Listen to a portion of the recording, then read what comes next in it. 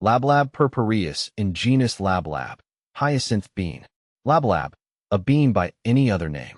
My name is Purpureus, and I've always been fascinated by the diversity of the plant world. Lately, I've become particularly interested in the genus Lablab, a group of legumes that are not only beautiful, but also incredibly useful. You might know them better as hyacinth beans, Bonavist beans, or even Egyptian kidney beans. Whatever you call them, these versatile plants have a rich history and a promising future. What is Lablab purpureus? One of the things that initially drew me to Lablab is its simplicity.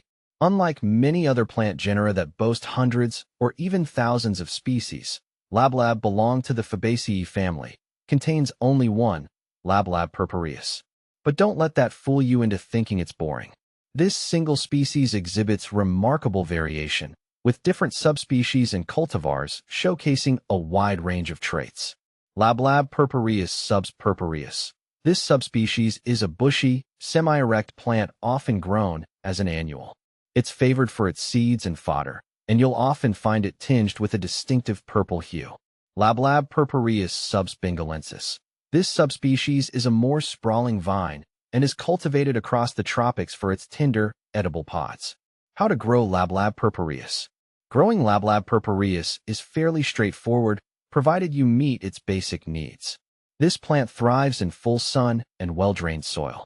I usually start the seeds indoors about 6 to 8 weeks before the last frost, then transplant them once the soil warms up. It requires plenty of vertical space, so I recommend using a sturdy trellis or fence for support.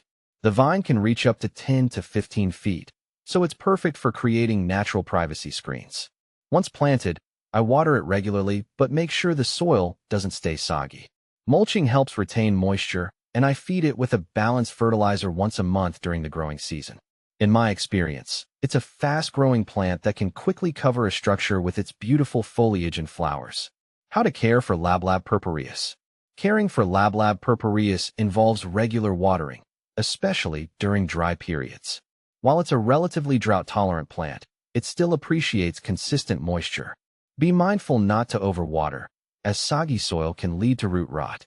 Pests like aphids and spider mites occasionally bother the plant, but they're usually not a big issue for me. I tend to use neem oil spray if the infestation gets serious. Pruning is essential to encourage more growth and prevent the vine from getting too unruly. I usually trim back excess foliage after the flowering period to keep it under control.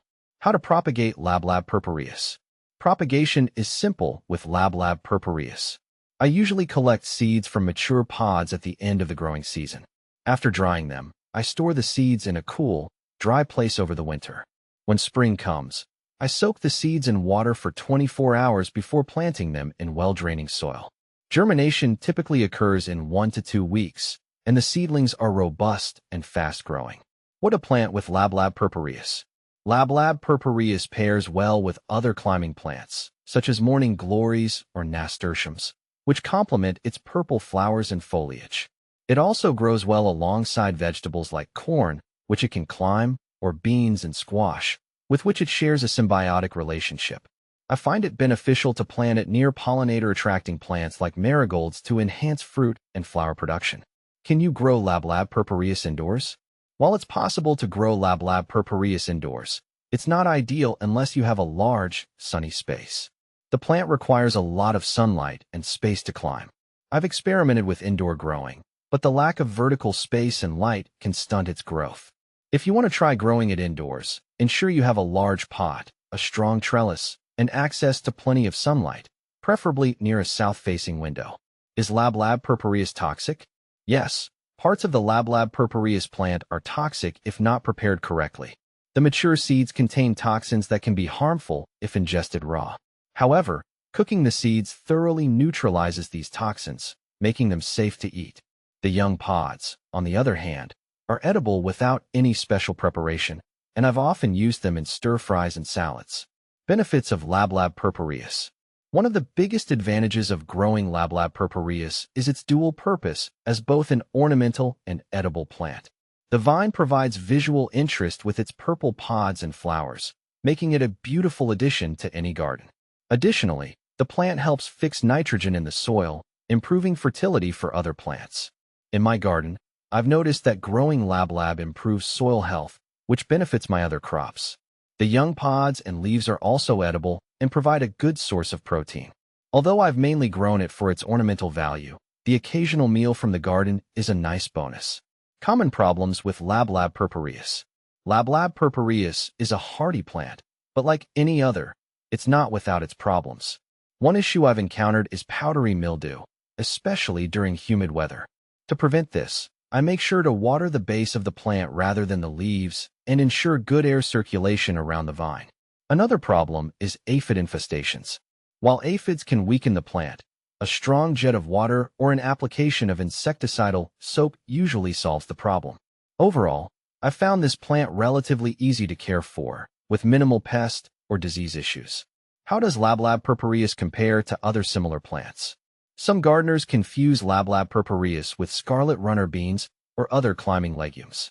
While they share similarities in growth habits, Lablab purpureus stands out due to its striking purple flowers and pods. In terms of edibility, Lablab is slightly more complicated because of the toxicity of its mature seeds, whereas runner beans are safe to consume at all stages. Conclusion: Lablab purpureus is a versatile and attractive plant that offers both ornamental beauty and practical benefits. Whether you're looking for a fast-growing vine to cover a trellis or a source of edible young pods, it's a great addition to any garden. By understanding how to grow and care for it properly, you can enjoy its full potential, both aesthetically and nutritionally.